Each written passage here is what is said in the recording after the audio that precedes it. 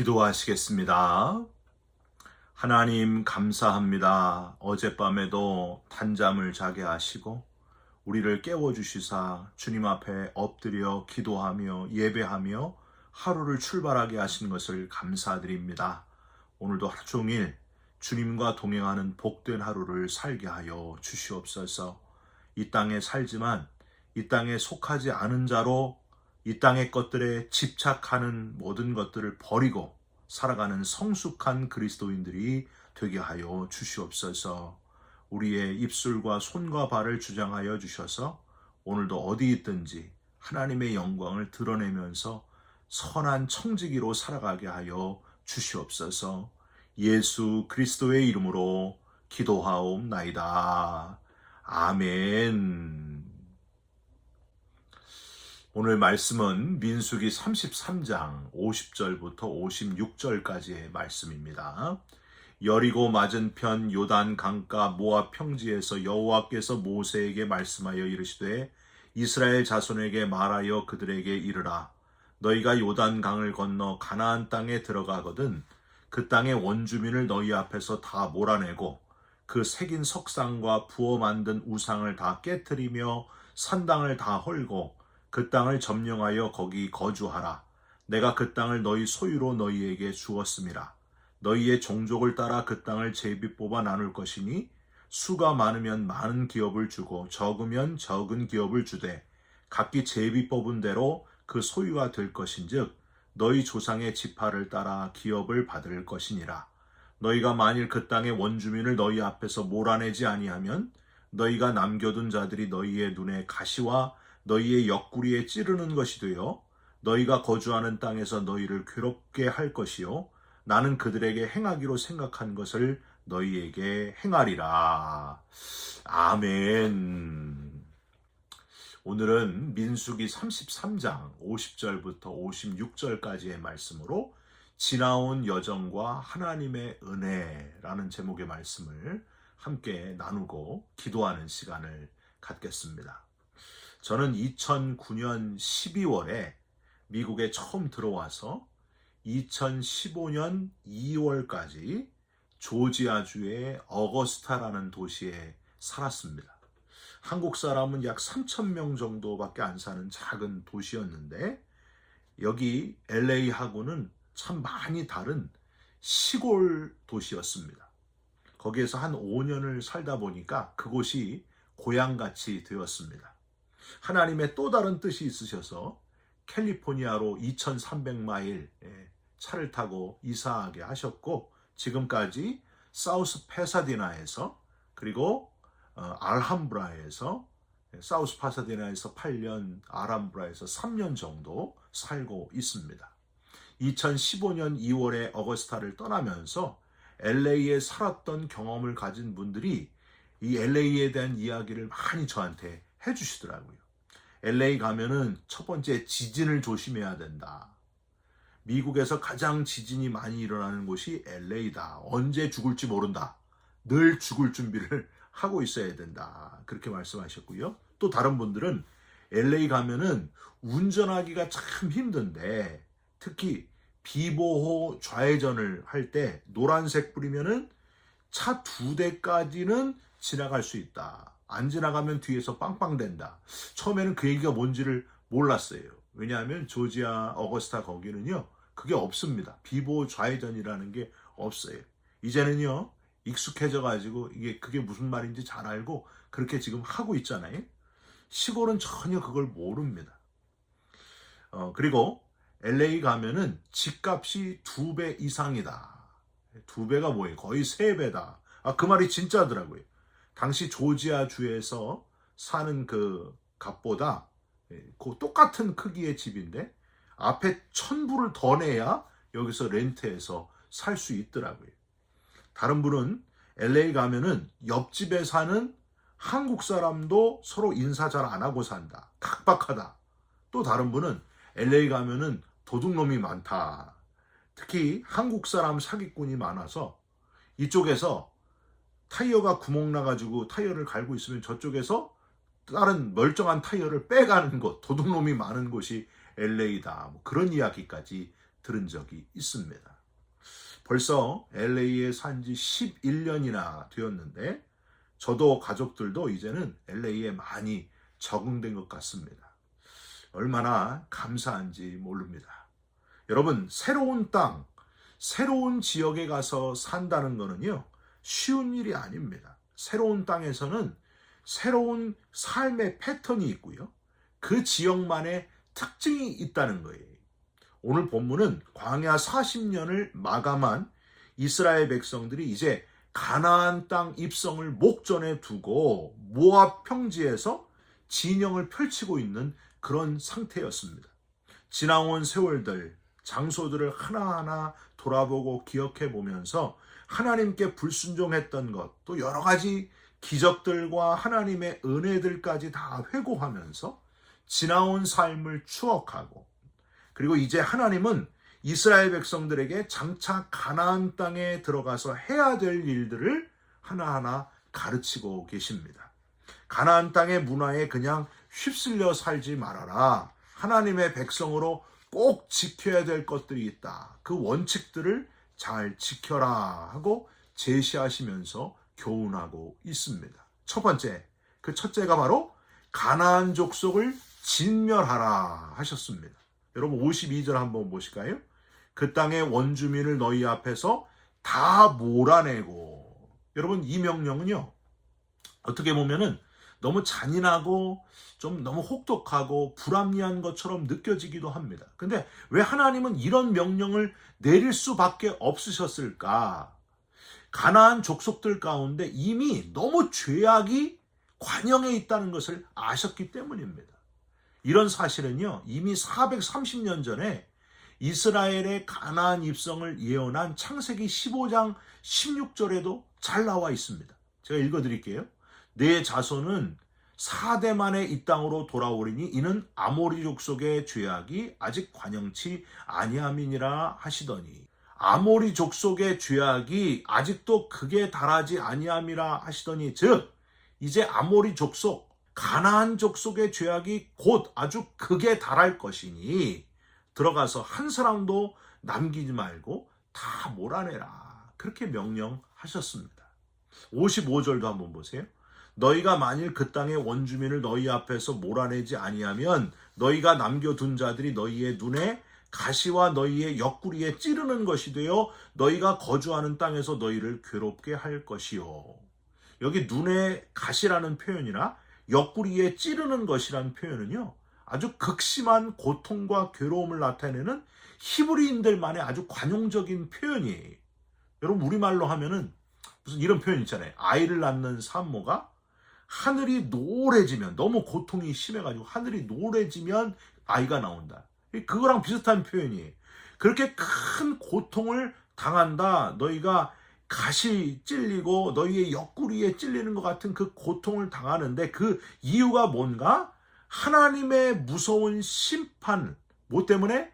죄악 때문이라는 거예요. 극심한 죄악 때문에 하나님의 심판이 있을 거다. 가나안 땅의 원주민을 살려두면은 그들과 어울리면서 그들의 그 극악무도한 죄악의 동요가 돼가지고 같이 혼합이 돼가지고 하나님의 무서운 심판을 피할 수 없을 것임을 알았던 하나님께서 지금 미리 교훈하는 거예요. 여러분, 죄와 관련된 사람과는요, 아예 어울리지 않는 것이 좋습니다. 딱 잘라서 아예 어울리지 말아야 됩니다. 물론 전도를 위해서 믿지 않는 사람들을 만나는 게 필요하기는 합니다. 그런데 영적으로 제대로 무장하지 않고 만나면 오히려 내가 영향을 받는다는 거예요. 내가 믿음이 약해지고 반대로 안 믿는 사람들을 오히려 내가 따라가게 된다는 거예요. 여러분, 청년들이 이제 결혼을 앞두고 결혼 상대자를 고를 때에 믿지 않는 자들과 결혼하지 말라, 사귀지 말라 하는 이유가 바로 여기에 있습니다. 목사님, 이 남자 청년은 다 좋은데요, 예수 안 믿는 것만 빼고 완벽합니다. 그게 뭐가 완벽한 거예요? 가장 중요한 걸 놓치고 있는데. 여러분, 믿음의 사람들과 잘 교제하시면서 서로 돌아보아 사랑과 선행을 격려하시고, 모이기를 패하는 어떤 사람들과 같이 하지 말고 열심히 모이셔서 믿음의 격려를 하시면서 공동체 생활을 잘 하시고 영적으로 잘 무장하면서 안 믿는 사람들을 만나서 복음도 전하고 어울리면서 그렇게 하시다가 또 약해지면 다시 믿는 사람들끼리 모여서 또 무장하고 이걸 잘 해나가시기를, 이 균형을 잘 맞추시기를 주님의 이름으로 부탁드립니다. 그냥 나는 강하다 생각하지 말고 안 믿는 사람들 속으로 들어가가지고 그냥 하다가 거기에 어울려 쓸려가지 말고 잘 무장한 상태에서 안 믿는 사람들을 만나시기를, 가나안 족속을 진멸하라 하시는 하나님의 명령을 실천하는 저와 여러분들이 되시기를 주님의 이름으로 부탁드립니다. 두 번째는 우상을 철저하게 제거하라 하셨습니다. 여러분 다시 52절 중간을 보시면 그 새긴 석상과 부어 만든 우상을 다 깨뜨리며 산당을 헐고 라고 되어 있어요. 아무리 가나안 족속을 다 진멸한다고 해도 가나안 족속이 섬기던 우상이 그 주변에 남아있으면, 완전히 제거하지 않으면 죄의 올무가 될 수 있다 하는 것을 아셨기 때문에 근본적으로 문제 자체를 제거하라, 없애라 하셨던 하나님. 특히 가나안의 우상이었던 남성신 바알신과 여성신 아세라신들을 다 깨트리며 완전히 제거하기를 원하셨다고 하는 겁니다. 여러분, 미디안 수만 명의 군사들을 물리치기 위해서 하나님이 누구를 부르셨어요? 기드온을 부르셨잖아요. 하나님께서 기드온을 만나신 다음에 지시하신 첫 번째가 뭐였습니까?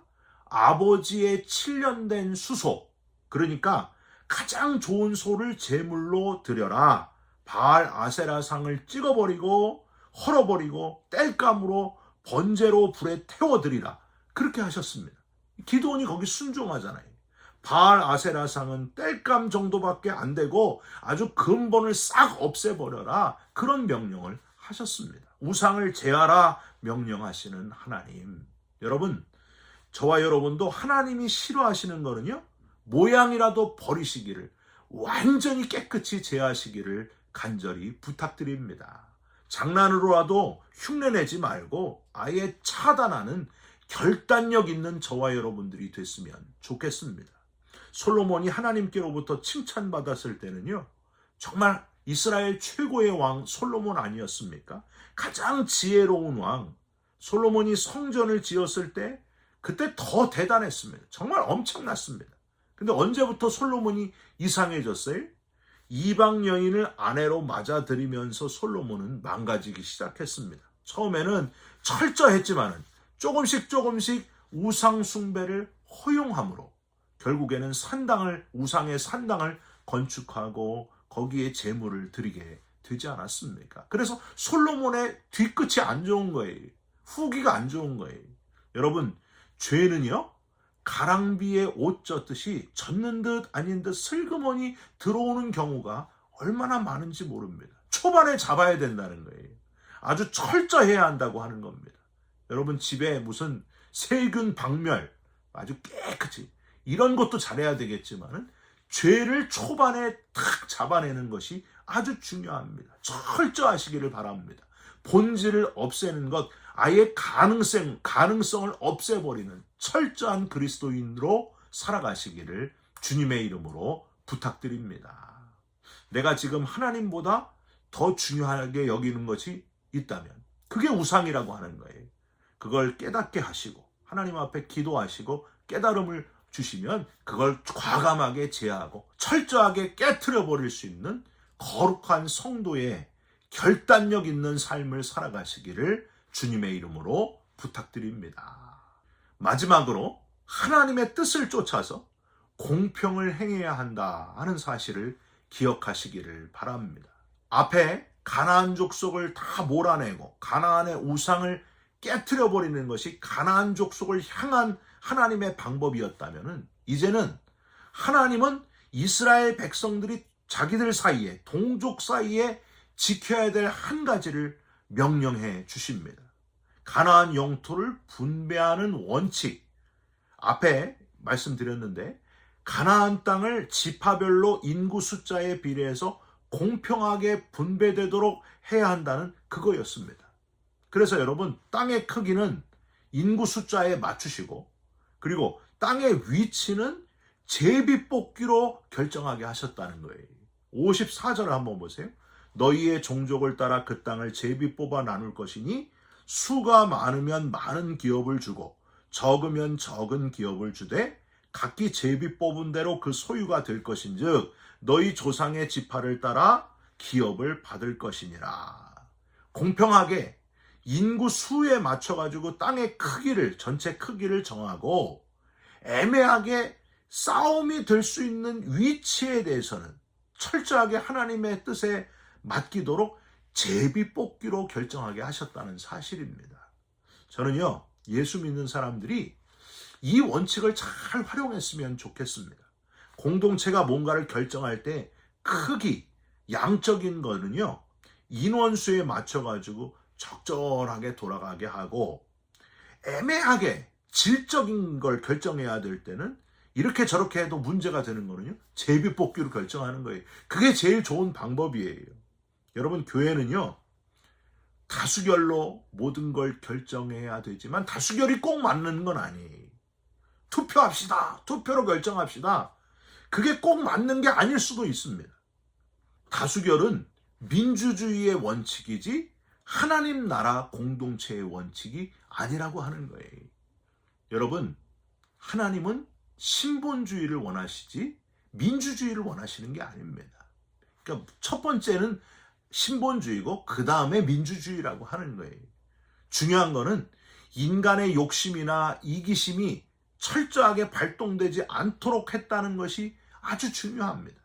사람들이 원했고 사람들이 원하는 바가 더 크게 작용해가지고 세워졌던 사울왕 첫 번째 왕과 사람이 아니라 100% 하나님이 선택하셨고 기름 부어 세우셨던 다윗왕, 여러분 어떤 왕이 더 지혜롭게 선택이 되었는지 우리는 잘 알고 있습니다. 사람은 외모를 보거니와 나 여호와는 중심을 보느니라. 공평하시고 우리보다 우리를 더 잘하시는 하나님께 진심으로 구하시고 하나님께서 옳은 길을 우리에게 알려주실 겁니다. 하나님의 방법으로 살아가는 거예요.